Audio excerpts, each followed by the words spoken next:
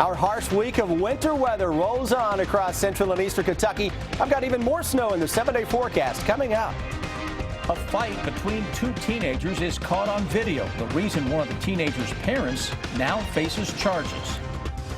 How much did Rick Pitino know about an escort scandal involving his players and recruits? And he said, he's Rick. He knows about everything. What a woman who exposed it all says.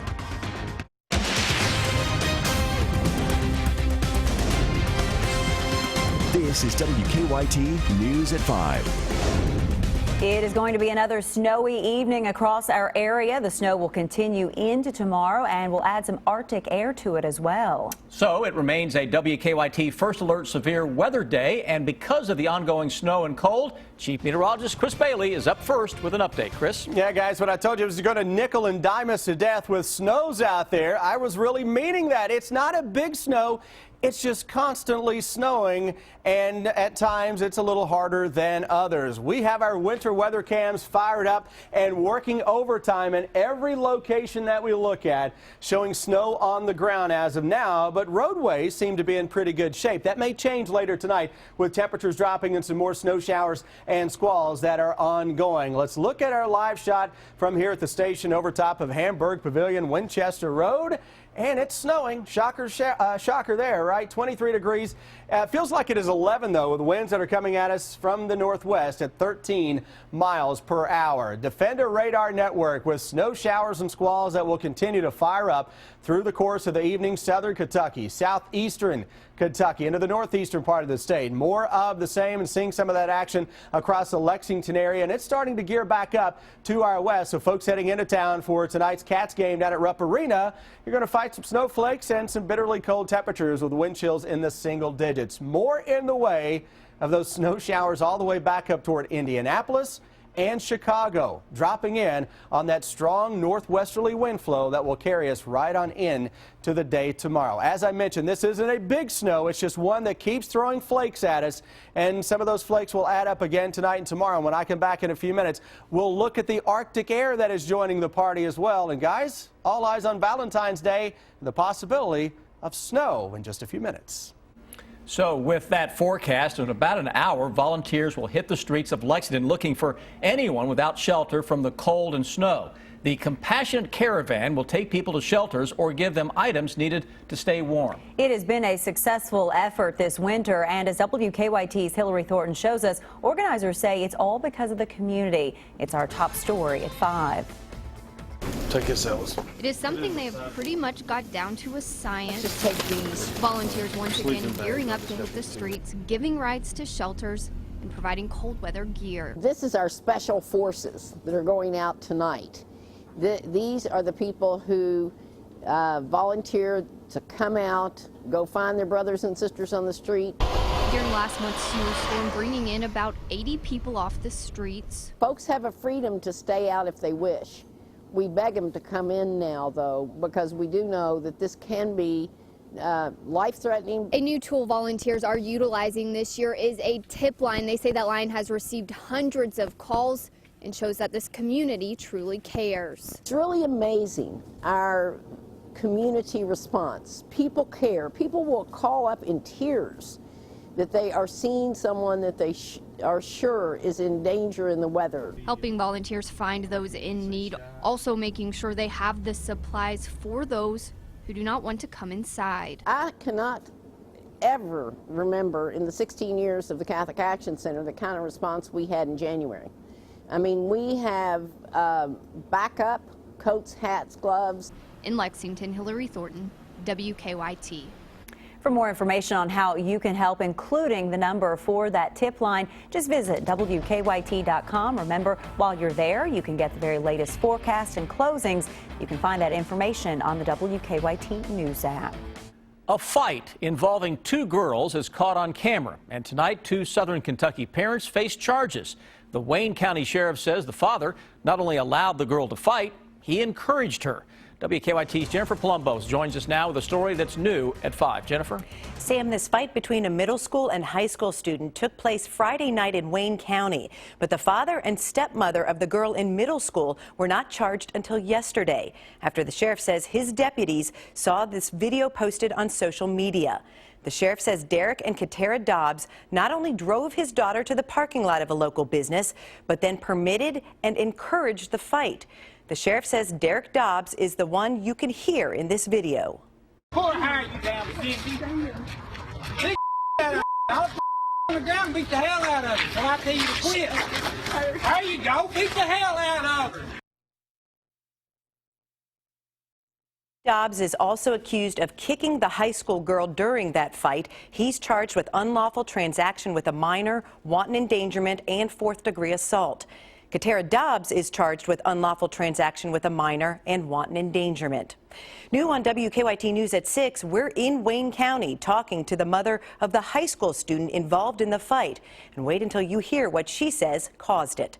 Jennifer Palumbo, WKYT.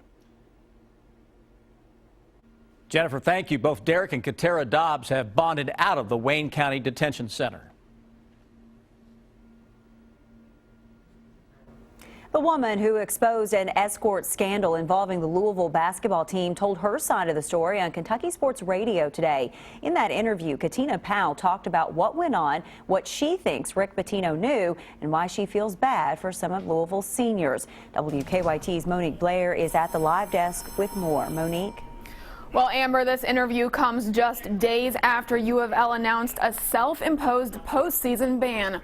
Katina Powell says she feels bad for the two seniors who now won't have a chance to play in the NCAA tournament because she says they had nothing to do with this sex scandal.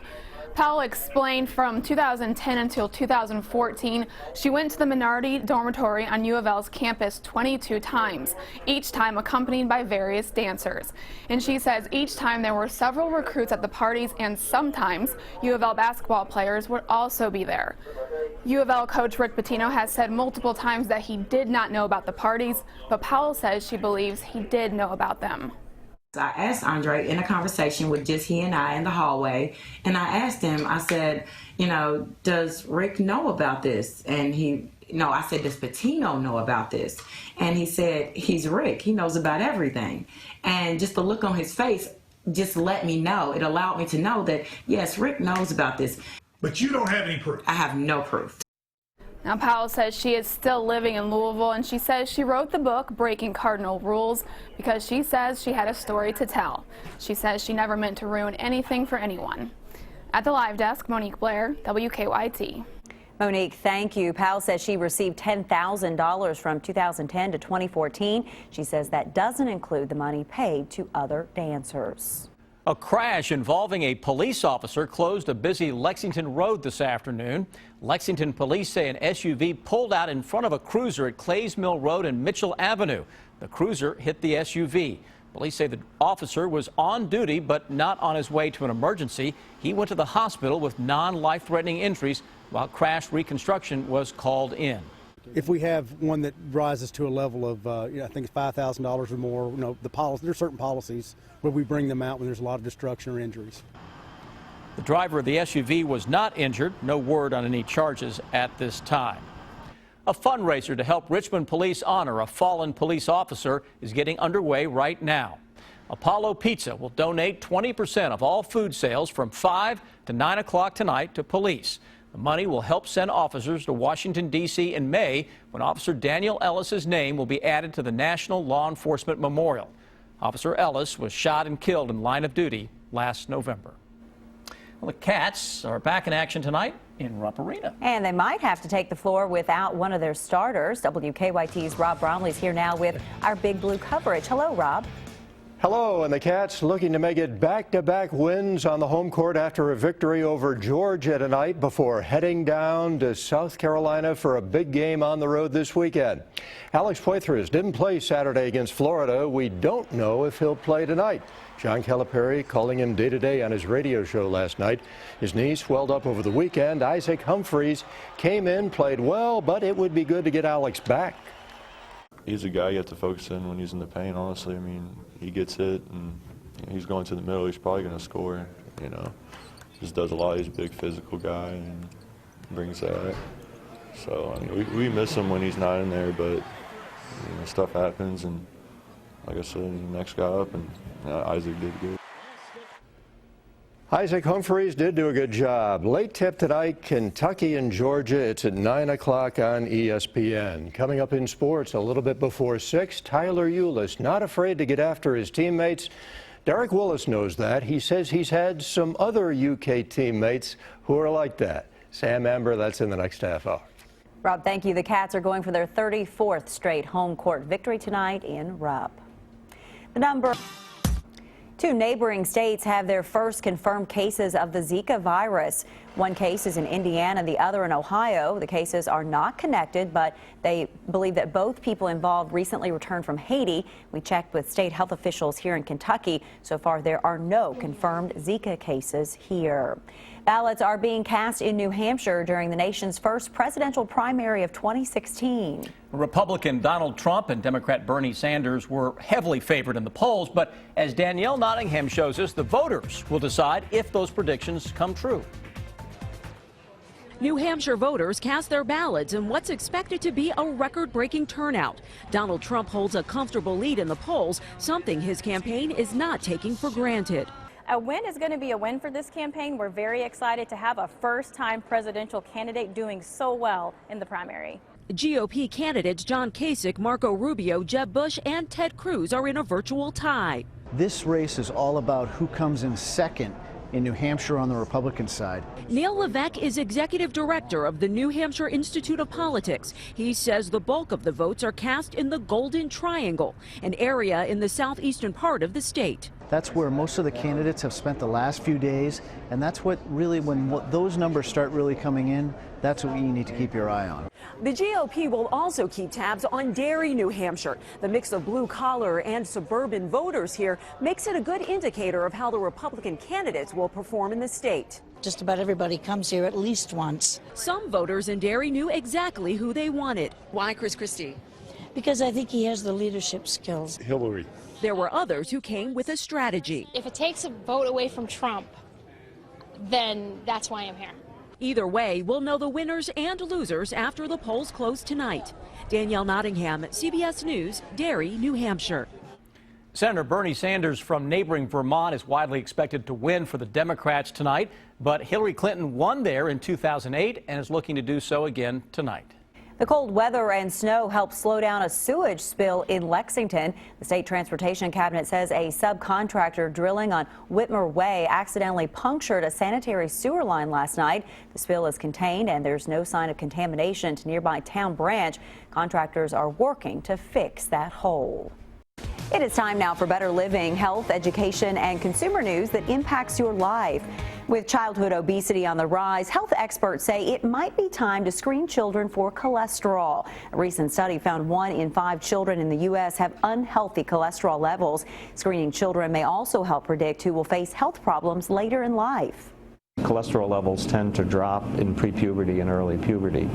So earlier measurements may actually give you a better assessment of what those cholesterol levels may be like as an adult. Doctors say catching high cholesterol early enough in children might help them make lifestyle changes that will prevent them from having to battle the same problems as adults. It's easy for old medications to accumulate in our cabinets. Which ones should you keep and which ones do you need to throw out? Kelly Bowman shows us how to clear clutter and store medications properly. It's time to do some spring cleaning, and the best place to start is actually with your medicine cabinet. It's really not the best place to keep things. There's humidity, temperature fluctuations. If the bottles aren't sealed properly, moisture can get into them. I'm going to remove all my medications as I go through them and put them in a safer spot, like my dresser drawer. But first, we need some rules to follow so we know what medications are no longer safe to take. Open up the packaging, make sure that it's been sealed properly. Liquids might start to clump or the product might start to separate. If the tablets look crushed or discolored or cracking, even though they're within date, they may have been exposed to temperature fluctuations. Now that I know which medications to keep, I can't just put these old ones in the trash. One way that I recommend, take any of your capsules, tablets, medications that you have that are expired, crush them up a little bit, add a little bit of water. They recommend to either, throw in old coffee grounds, food scraps, kitty litter, sawdust, anything to make it kind of filthy or putrid so that someone's not going to want to dig through there and find them. And also keep in mind, for prescription medications, you're going to want to cross out any personal information or scrape it off of the container before you dispose of that. I'm Kelly Bowman.